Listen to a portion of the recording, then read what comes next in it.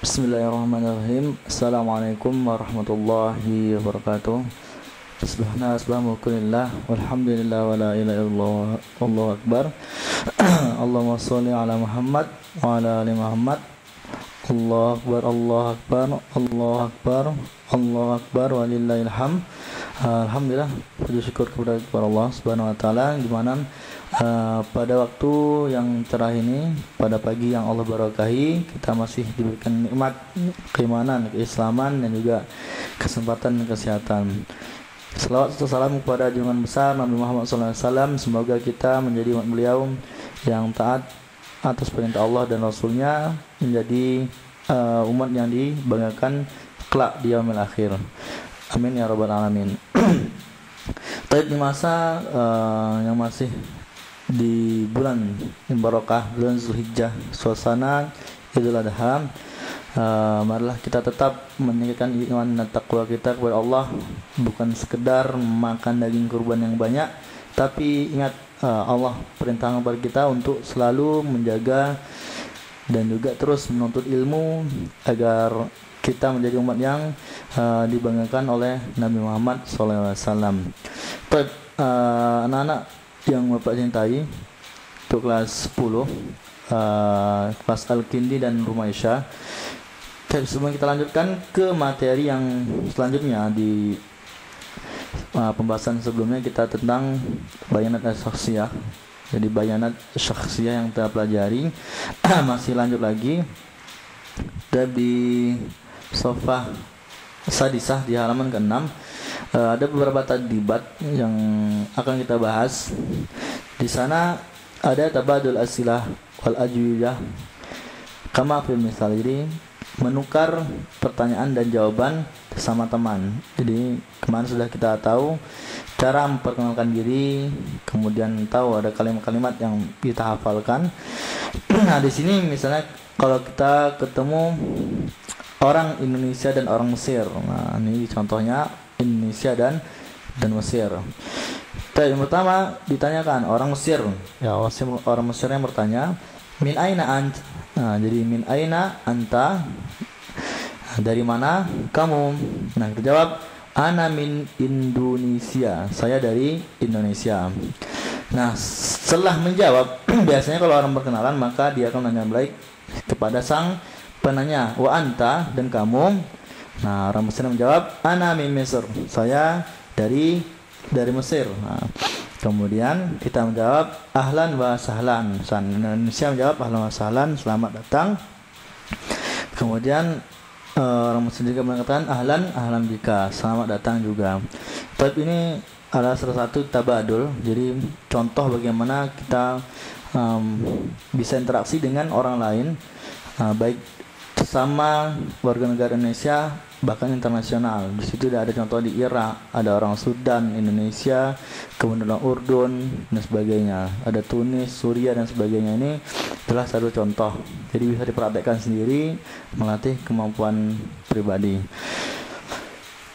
Masuk ke materi inti di sini di halaman ke-7, Sofah Sadisah. Di sana ada beberapa keterangan, itu at-tarkib.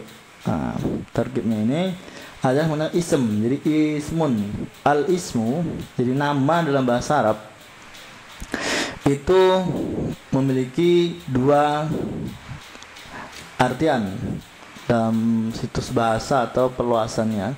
Yang pertama nakiroh, yang kedua ma'rifah. Kenapa dibedakan antara nakirah dan ma'rifah? Nakiroh itu ibaratnya nama yang maknanya luas, kemudian ma'rifah itu makna yang sudah tertuju. Contohnya gini, nama saya Andi. Nah, saya Andi berarti di antara murid-murid sekolah di kelas 10 yang nama Andi itu cuma satu. Tapi kalau orang bilang siswa kelas 10, nah kelas 10 itu bebas, banyak dan tidak terperinci. Nah, disitulah ada pemaknaan bahasa dalam bahasa Arab. Ismun itu dibagi menjadi nakirah dan ma'rifah. Nah, bagaimana penjelasannya? Dalam metode ini diterangkan, an-nakirah, isim yang ketika berdiri sendiri tidak terdapat pada kalimat atau jumlah, tidak menunjukkan makna tertentu, atau isim yang tidak diawali oleh alif lam. Nah, gampangnya dalam bahasa Arab, kata benda yang tidak memiliki alif lam maka menjadi nakirah. Contohnya kitabun, buku.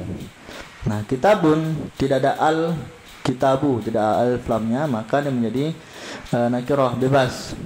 Buku apa? Terserah, buku bahasa Indonesia, buku bahasa Arab, buku cerita, buku gambar, itu masih terluas. Nah, contoh yang lain, nama, misalnya masjidun, ini isim nakirahnya, masjid. Masjid apa? Belum ada jelasan di sana. Dan tidak ada alif lam. Masjid apa ya? Masjid mana saja bisa. Nah, sebaliknya di sini terangkan yang al-ma'rifah. Nah, sebaliknya yang ma'rifah itu adalah isim yang menunjukkan makna tertentu. Yang penting diingat adalah 3 macam. Nah, ma'rifah itu ada golongannya lagi. Yang pertama ada isim yang di alif lam. Jadi ma'rifah yang diawali oleh alif dan lam.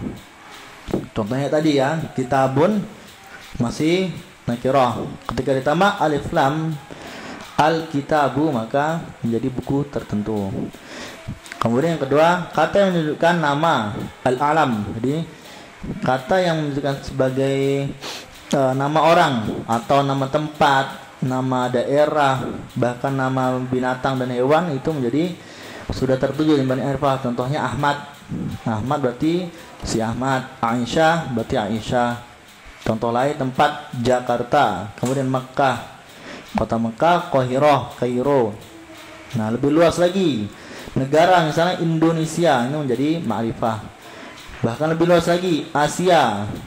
Nah, Asia ini ya wilayah Asia. Nah, jadi nama yang menunjukkan sesuatu yang tertuju. Nah, yang ketiga adalah kata yang dihubungkan dengan kata lain. Nah, jadi ada mudhaf sebagai pelengkap dari kata ma'rifah tersebut. Contoh di sini gampangnya adalah dijadikan kata nakirah didapatkan dijadikan ma'rifah selain di alif lam. Kalau alif lam di depan, nah kalau mudhaf ini dia di belakangnya isim nakirah. Contohnya kitabun, kalau di depan tambahnya al-kitabu. Kalau masjid al-masjidu. Tapi kalau di belakang maka contohnya bisa ditambah kitabun menjadi kitabi, buku saya. Bukan saya buku ya, beda. Saya buku berarti orangnya buku. Enggak, ini kepemilikan, buku saya. Kemudian kitab tafsir, buku tafsir, bukan tafsir buku ya, tapi buku tafsir. Jadi nakir depan, belakangnya ma'rifah. Jadi otomatis semuanya menjadi isim ma'rifah. Atau kitab Aisyah. Nah, bukunya si Aisyah. Ini semuanya berlaku. Sama dengan masjid. Masjidun, masjid. Kemudian Masjidun Nur, Masjid Nur. Atau di Indonesia misalnya banyak ya, Masjid Istiqlal. Berarti udah tertuju di Jakarta. Kemudian madrasah. Madrasah apa? Madrasah Nurul Falah. Itu udah ada contoh-contohnya. Atau bisa juga dijadikan nama daerah, Masjid Jakarta. Berarti masjid yang ada di Jakarta. Nah, yang terakhir ada kata ganti. Ya tadi dhamir. Contohnya buku saya, buku dia, buku mereka. Ma'rifah ini kita pelajari sebelumnya di jenjang MTS atau SMP. Ana, anta, anti, huwa, hiya, nahnu. Nah, itu ada banyak dhamirnya. Telah kita pelajari sekitar 11 atau lebih. Nah, itu yang menjadikan dia sebuah kata itu menjadi ma'rifah. Tapi ini yang bisa Anda sampaikan. Bila ada pertanyaan silahkan langsung ke gurunya atau bisa langsung bertanya di classroom. Wabillahi taufiq wal hidayah. Wassalamualaikum warahmatullahi wabarakatuh.